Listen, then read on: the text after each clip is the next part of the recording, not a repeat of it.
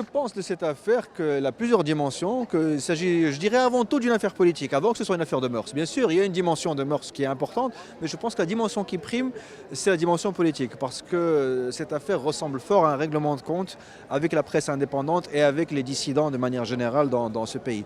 Maintenant, Hajar Ressouni a aussi été inculpé pour relations sexuelles hors mariage et pour avortement, c'est-à-dire que l'État s'est servi de lois qui sont à la base liberticides et injustes pour régler un compte politique. Donc il y a deux problèmes en un. Il y a ces lois qu'il faut réformer et il y a cet État profond qui continue à régler ses comptes avec les dissidents d'une manière absolument injuste. Donc c'est une violation caractérisée des droits humains et des libertés individuelles, deux en un. Le procureur a déclaré que cette inculpation, enfin cette affaire n'avait aucun rapport avec le métier de Hajar Ressouni, qui nous explique dans ce cas pourquoi quand elle a été interrogée par la police, on lui a posé des questions sur son travail.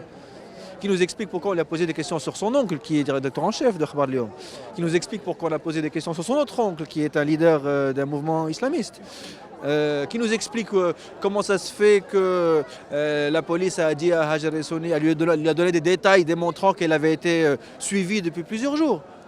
Okay. Qu'on nous explique aussi pourquoi, quand l'avocate du médecin, du docteur Belkaziz, pendant le tribunal, a fait une plaidoirie extrêmement détaillée avec des preuves scientifiques que l'avortement n'a pas eu lieu, pourquoi le procureur n'a pas répondu?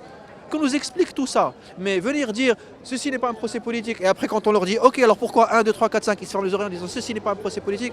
Non, c'est pas convaincant. Soit on dialogue avec l'opinion publique, soit on ne dialogue pas. Mais répéter la même phrase en boucle, ça marche pas, c'est pas convaincant. Vous savez, j'ai du mal à croire qu'une pratique qui est pratiquée 600 à 800 fois par jour est tabou. J'ai du mal à croire que les relations sexuelles hors mariage qui sont pratiquées, je sais pas, peut-être des millions de fois par jour, sont tabous.